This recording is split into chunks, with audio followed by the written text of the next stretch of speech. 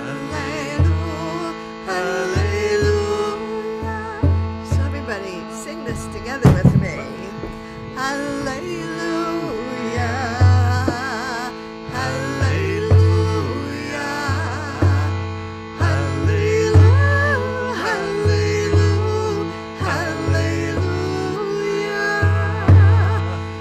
hallelujah,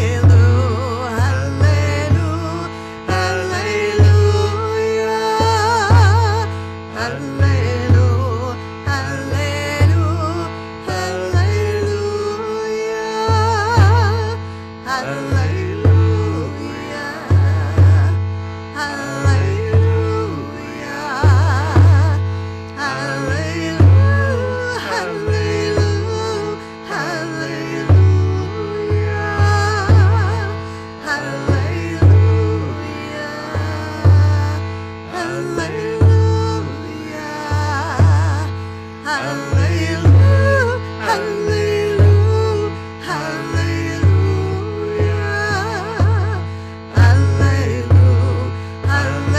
hallelujah,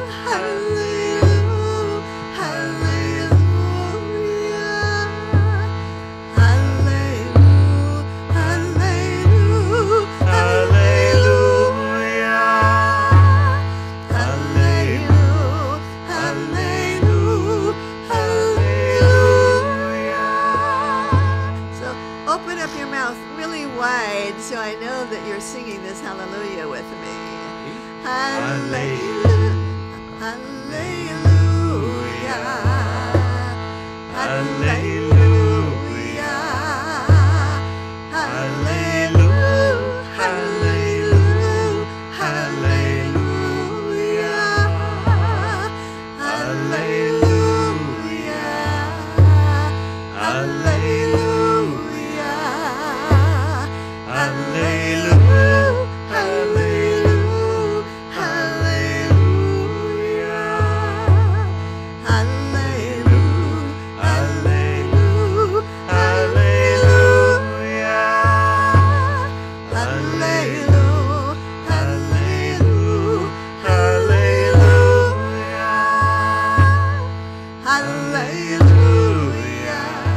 hallelujah.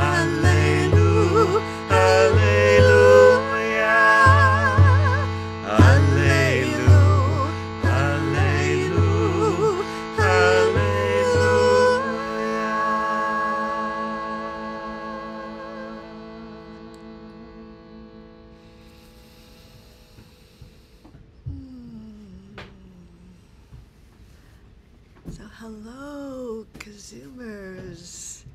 Hey, so everybody. Good to see you, and maybe even a couple of new faces that I haven't seen before. We are welcoming you into the KZOOM field. You are in for a treat, I predict. Well, it's already a treat. It's already a treat. Hallelujah. Yeah, hallelujah. So this week's love at the center sent me to a particular kind of curriculum of love, which is the realization that ultimately nothing's wrong. Ultimately, nothing's wrong, and I want to, I want to practice this, and sometimes I feel like our spiritual practice is a rewiring of our brain. The default place of the brain is to be able to look around and say, what's wrong? Like, wake up and say, what's wrong today? And survival value. That's survival, yes. Like, if I can see what's wrong, maybe I can protect myself from it, which is useless anyway. But maybe sometimes it works.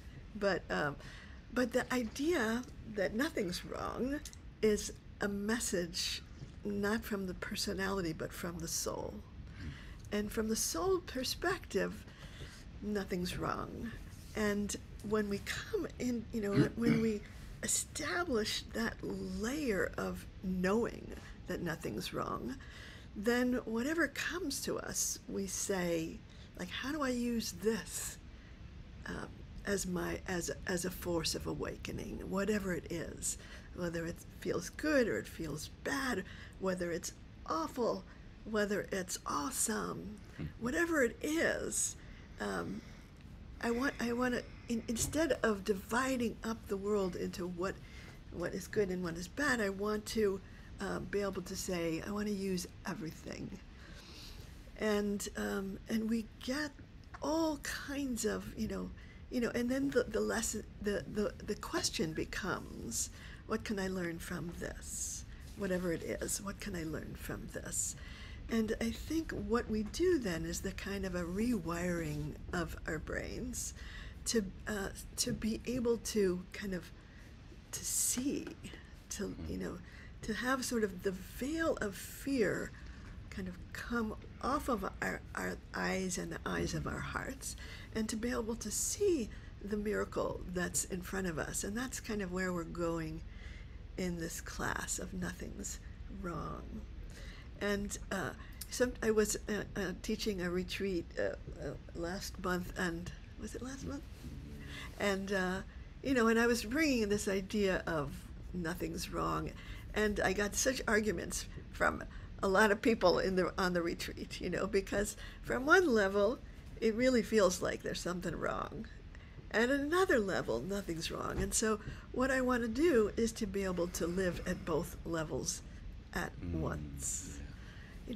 I want to respond to what's in front of me with compassion, and I want to know in my deepest, highest knowing or reframing of life that ultimately nothing's wrong. And so I want to begin our practice with this Song of Songs practice from the Love at the Center, which is a practice that I call perfect, which also I noticed pushes a lot of people's buttons, this idea of perfection. But I want to say it is the underlying, overarching perfection that holds the imperfection. And so, and we want to plant this idea in us, that a sense, like as we kind of step into the lives that are filled with challenge, to be able to have a kind of a remembrance that no matter what, there is a perfection, there is kind of a larger perspective of soul in which this drama of our life is happening. And if we can, there was one thing that somebody told me, tether ourselves to the light.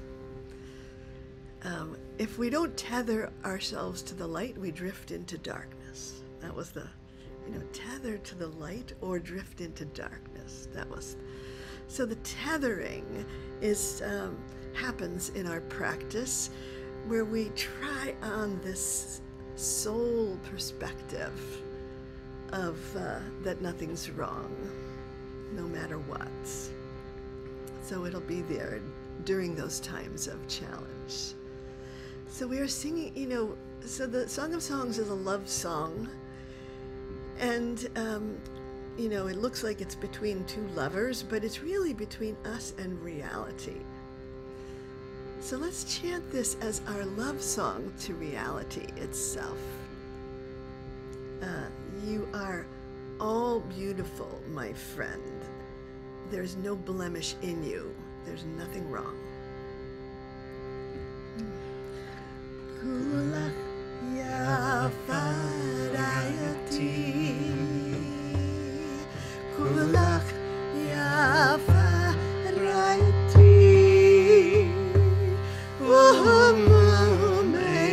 Bach,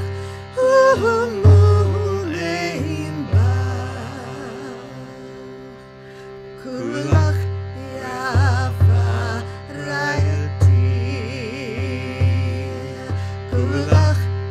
yafa, rayati. Kulach, yafa, rayati.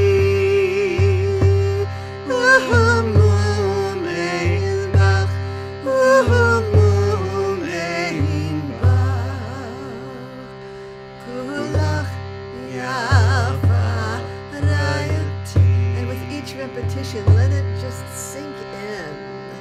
Kulach, yafa, rayati. Kulach, yafa, rayati.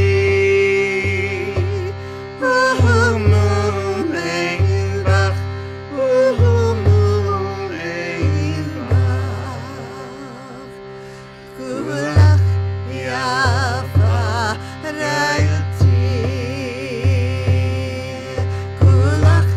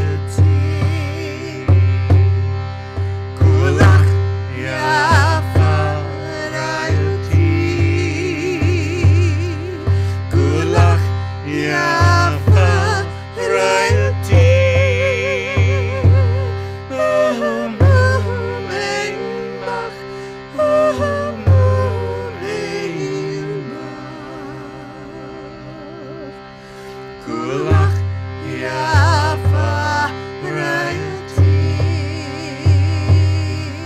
Kulach, yafa, rayati. Kulach, yafa, rayati.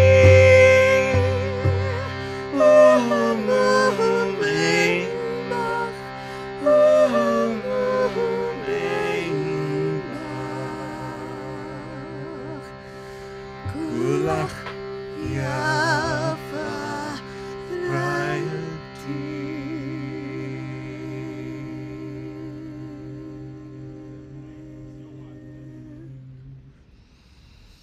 And in the silence, keep your eyes closed.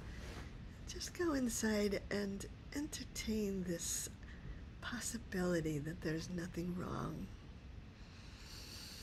Even when things feel wrong, even when there are challenges and there are difficulties, to step into the soul perspective.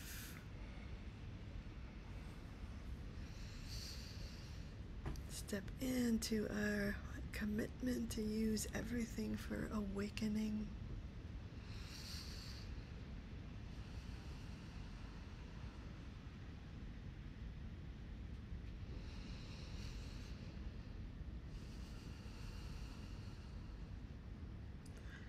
And when you're ready, open your eyes. Take a look around the KZOOM room. Did you say KZOOM womb? No. Oh, our womb of compassion. Oh, That's well, cool. we're birthing. Ooh. We're birthing something new Yeah. place. Huh. Oh, such beloveds. So a few years ago, I had this 3-part guidance come to me. And the first part was enlarge the context. Get a wider perspective, really take that soul perspective, enlarge the context. The second part was grow in compassion. And the third part was do what needs to be done, which was like something that's right in front of me that needs to be done. So those 3 things kind of like have like an interesting relationship with each other. And I always kind of remember the 3 at once, you know. So in order to come into that soul perspective, I want to do this practice. Oh yeah, this will do it. This- Guarantee. Soul perspective is coming. It's called entering into the larger goodness, and that. So this, you know, it comes from our liturgy, and part of it comes from the story, you know, the story in the book of Numbers. Part of, and then it's kind of extrapolated out in the liturgy, and it is acknowledging the essential goodness, and it is saying ma tovu to this part of ourselves. Ma tovu means like how good it is, and we say that to the Yaakov part of ourselves, which is kind of the less evolved, more complaining part of ourselves, the more kind of like stuck in some of the old patterns part of ourselves. And we say to that part, you're in process, you know, I totally believe in you. And then we get these glimpses of the Yisra'eyl part of ourselves, that part that is dancing directly with the divine expanse. And we say ma tovu to the Yisra'eyl part of ourselves. And then we want to say ma tovu to the ohel, which is this tent, this incarnation, this body that seems so flawed sometimes, or that is maybe falling apart in various ways. But we want to say to that body, oh, what an amazing vehicle you are, right? Ma tovu. And then when we look deeper into the body, we can sort of see that there's a mishkan, a dwelling place, and into our lives. We can say there's a mishkan, there's a dwelling place for the divine presence, to move, for that presence to move through us into the world, and we can say ma tovu to that. And then we can say ma tovu to the whole process of transformation, the path that we are on.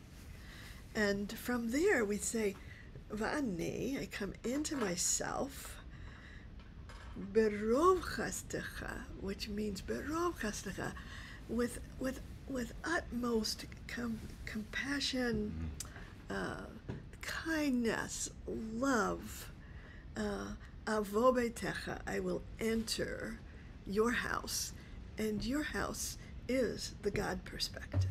Your house is that place where there is a glimpse of everything is connected, everything is purposeful, and I am opening to that wider perspective of soul. So, you no, okay.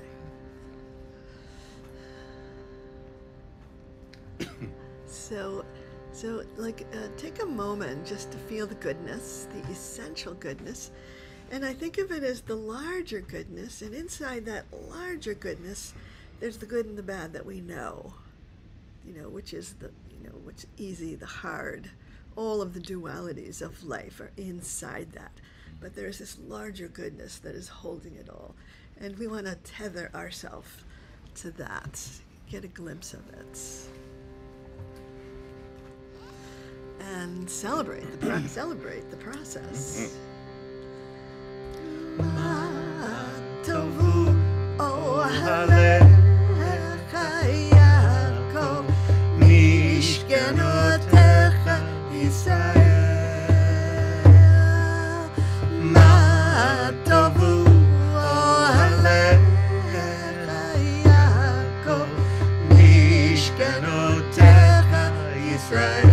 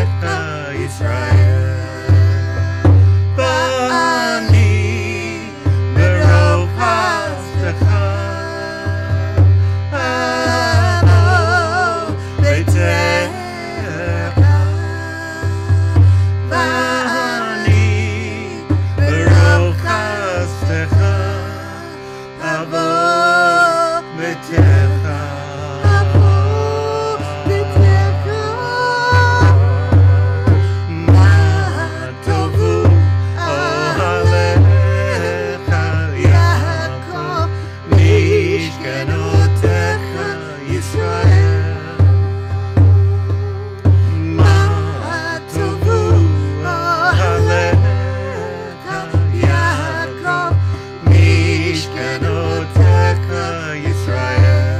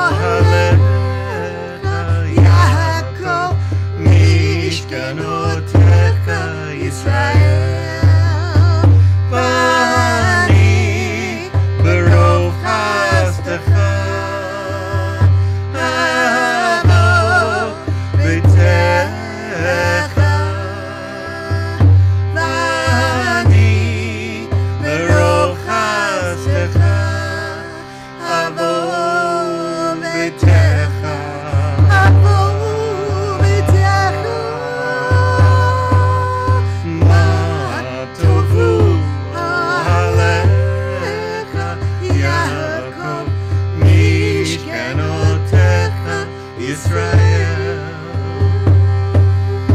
Ma tovu ohalecha Yaakov mish'k'notecha Yisra'eyl. Va'ani berov chas'd'cha betecha. Va'ani berov chas'd'cha betecha.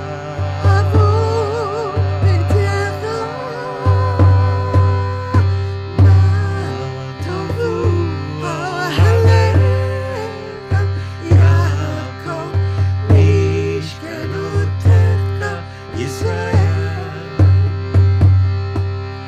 Ma tovu ohalecha Yaakov mish'k'notecha Yisra'eyl.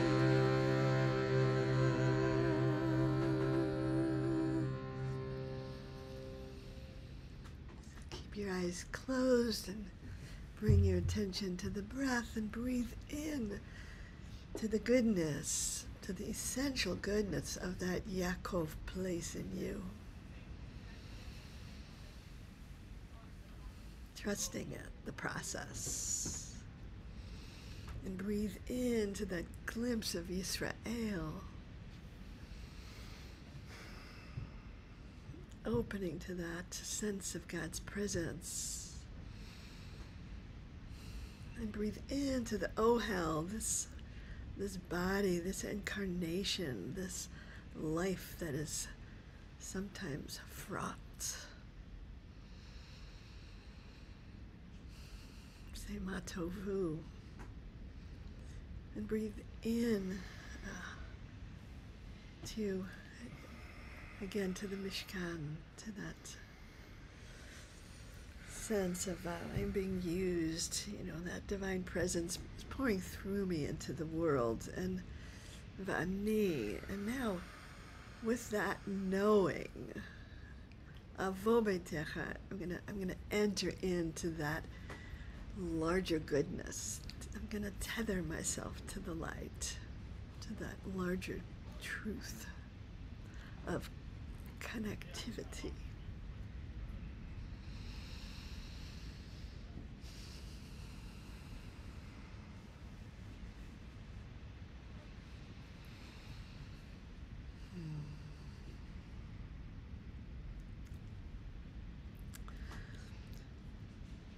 So I wanted to take a little detour since I'm talking about the soul.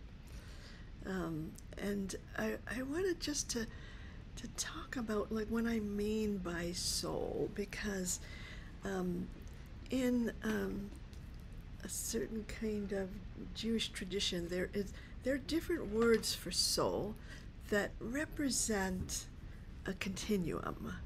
So that's the first thing. The soul is a continuum, and the continuum goes from separate self, kind of like totally, kind of embodied as separate, to completely subsumed into the divine. That's my soul.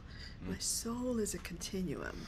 So the nefesh part of the soul is that part that is the connected into the body. My nefesh is my embodied soul, and along that continuum, the ruach hakodesh blows. So that's part of my soul that is ruach, is kind of like awakening to a larger being that I am.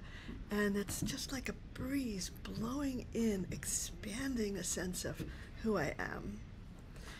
And then we come to the neshama place of our soul. And neshama is related to nishima, the breath, which means there's an interchange of the divine and the human that is breathing me. I am breathing God. God is breathing me. We are breathing each other.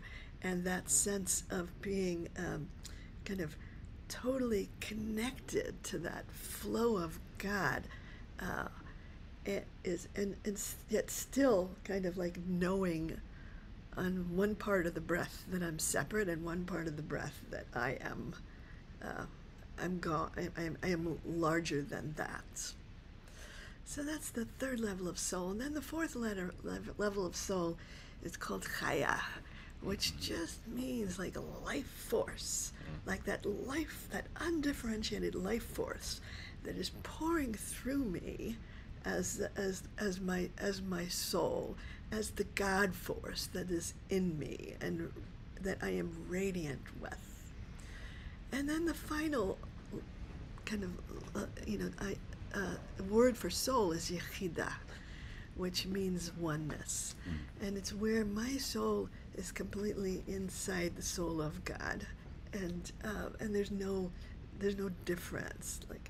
And so I want to say there that I live in this continuum, and there are times when I kind of like fall into the nefesh, and there are times when I fall into the yechida, or that I kind of live on at those different rungs of soul, and it's always kind of moving, and it's a way of saying that from that yechida place, there's nothing wrong, really, and so my soul is connected to that place where nothing's wrong.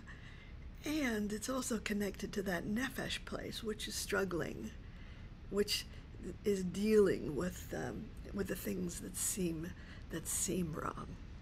Yeah. So what I want to do is establish a simultaneous, like knowing that I am at every point on that continuum, right, at once. And so and so the only difference is how I identify. So do I identify as being only this or only that? So my identification with that yechida place in me of saying, oh, this is actually who I really am, allows me then to be able to move through, the nefesh struggles with some grace, with some perspective or some spaciousness. That's the idea. So there is the practice that I wanted to do is from the morning liturgy, and it's also from the book of Lamentations. And the book of Lamentations, I call it like the most bummer book there is, but it ends on this very hopeful note, and that very hopeful note was taken by liturgists and put in the Siddur to be able to say every day after we say thank you to God when we wake up, and it says Raba Emunatecha, which I translate as how great is your faithfulness. So we're talking to God, and God is, and it's God's faith in us that awakens us to that continuum. So it's being seen, known, and loved that awakens us to the sense that nothing is wrong, because in God's eyes nothing is wrong, and so we receive that gaze. And I once heard Reb Zalman of blessed memory took me through a meditation of Raba Emunatecha, and said that God is seeing, loving, knowing and loving every part of you, even the parts that you hide, even the space between your hairs, or the space between your toes, or the space that nobody else sees, that God is seeing that, knowing and loving, and in radical acceptance of that, as being holy, really. And so as we receive that gaze, we begin to come out of hiding, out of shame, out of a sense of like parts of me I like and parts of me I don't like. It's like, no, in God's eyes, it's all good. It's all good. And so we receive that gaze with Raba Emunatecha, and it then awakens our own faith in the process of transformation. And you know, and there's sometimes like I check in with my guidance at different points in my life. I check in with my guidance. I always get the same guidance, which is trust the process. So that's because there's something happening that and sometimes I'm so in it I'm not aware of it, and that's what it means to see through God's eyes, is to be able to see that I'm in a process, that I'm unfolding, I'm unfurling, I am blossoming forth into who I'm meant to be. So let's chant these words, and maybe before you even begin to chant, just sense in your own being, the places that you might be hiding, that don't feel exactly right, whether it's physical, emotional, spiritual, and we're gonna kind of open up and let God's faith in us awaken our own faith, our own wholeness.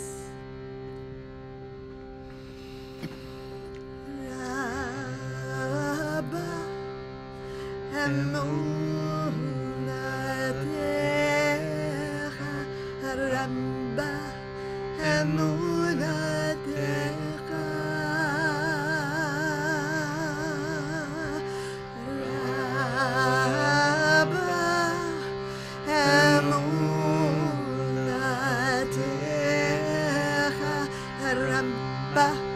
Emunatecha,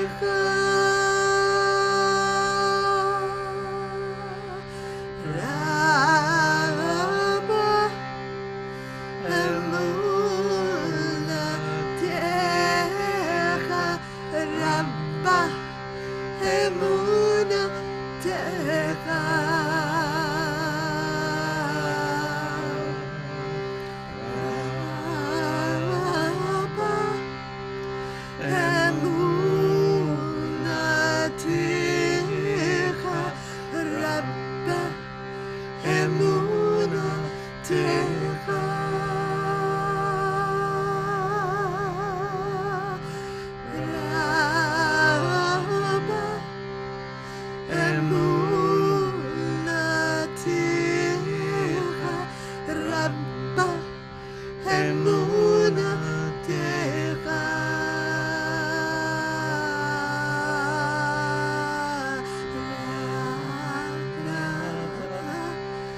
Emunatecha,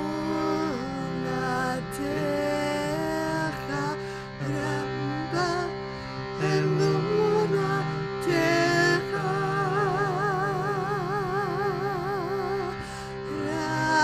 Raba, Emunatecha, Raba, Emunatecha, Raba, Emunatecha,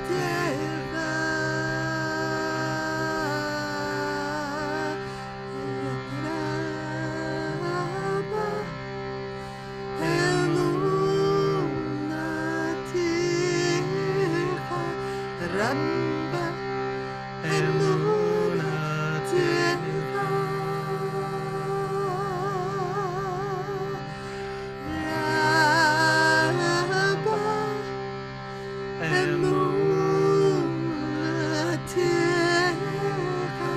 Raba, Emunatecha, Raba,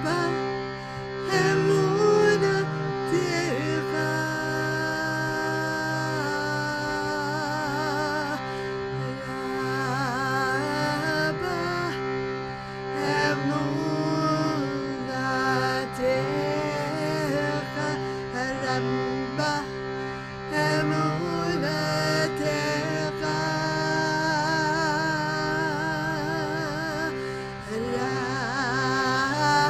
Raba, Emunatecha,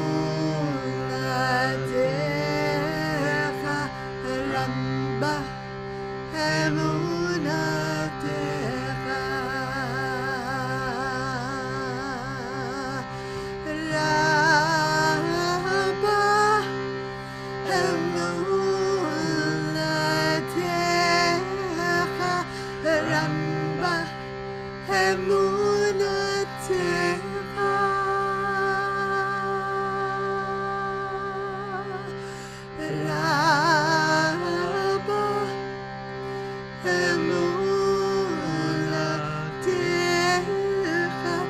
Raba, Emunatecha, Raba,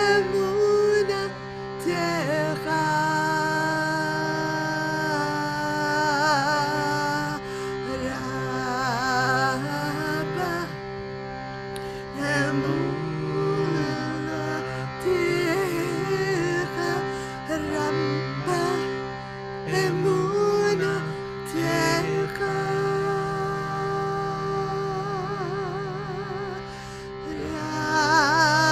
Raba, Emunatecha, Raba, Emunatecha, Raba,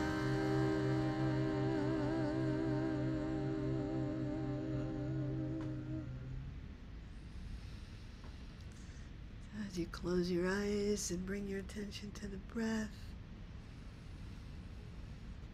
just feel, start from the top of your head and allow yourself to be seen and known and loved by that great mystery. You know, become beloved from head to toe. And just start at the top of your head and let that divine gaze see every inch of you. And let it go down your face and your neck, your shoulders and your chest. Let that divine gaze of knowing, loving, accepting, having faith in go right to your belly, your genitals, down your thighs, to your knees, even the back of your knees. Let that light shine on it, and down your calves, and down into your feet. And let that light shine even between your toes. Let that faith in your life just kind of surround and suffuse every part of you. Raba Emunatecha, that great faith in your process, in your transformation.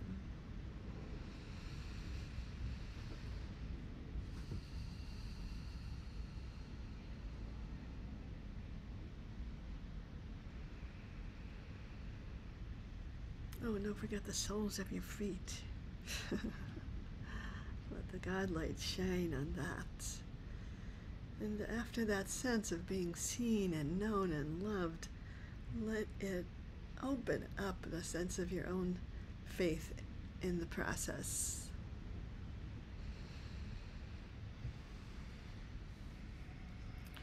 Knowing that ultimately nothing's wrong. Feeling the rightness of this life, this journey.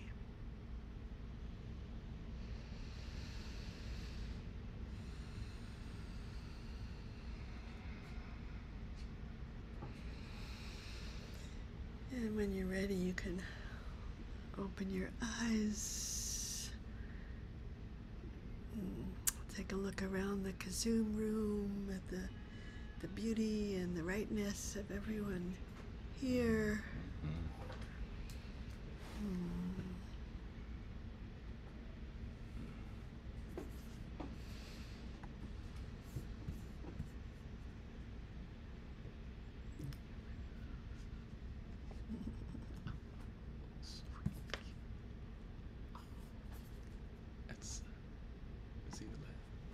Wow.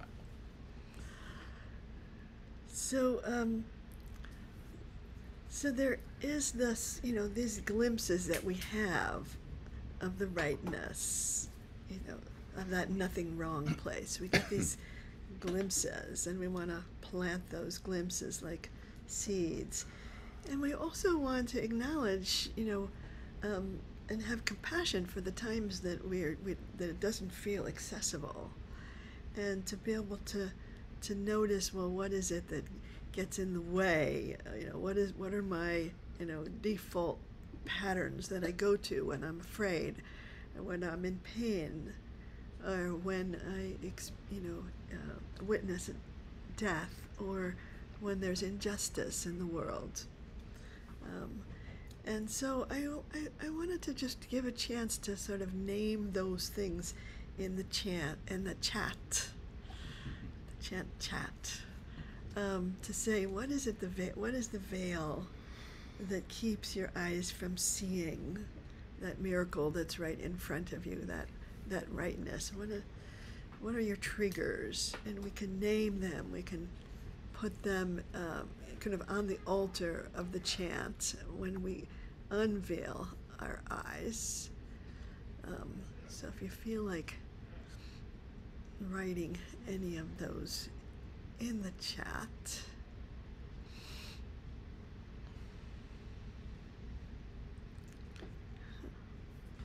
Okay, being stuck in the body, what he says.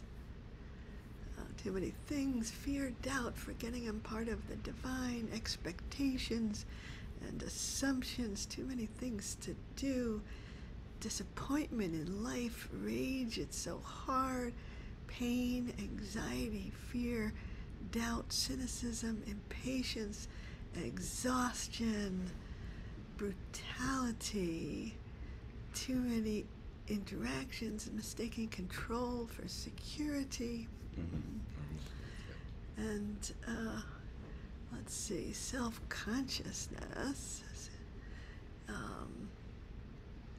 unworthiness, or feeling of unworthiness.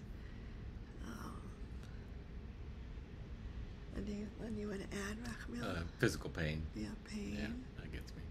Yeah, fear. So we want to be able to put all of these obstacles on the altar of the chant, and to be able to be aware of those patterns that we go into that keep us from seeing what's, the miracle that is in front of us, or which is the miracle of the rightness. And so killing, doubt. So the chant that we'll use to kind of see if we can do some clearing, get some glimpses. It says, "Unveil my eyes, that I might see the miracle of your Torah. And by Torah, it's not we're not talking about a book or a scroll, but we're talking about the Torah, the teaching of life itself. So unveil my eyes. Let those things sort of like fall away, even for a moment, that I might see, and that I might see the miracle that is that is of your Torah, the Torah of life, of the world, the teaching that is there for me. I want, they're saying in the chant, I want to receive this here. So, I kind of know what those veils are now. So we want to say,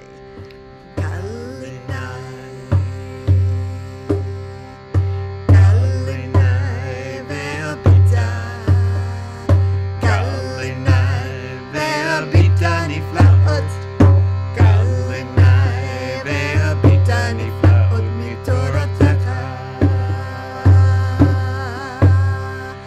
aynai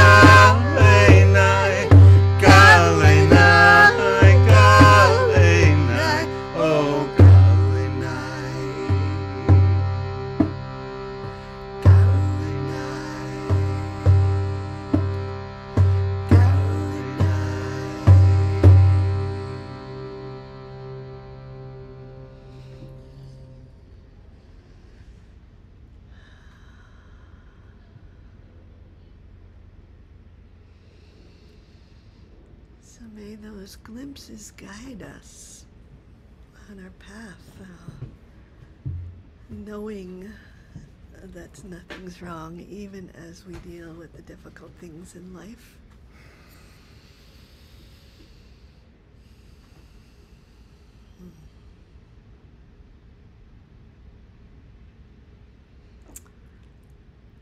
So, let's take a look again around the KZOOM room to thank everybody for their practice.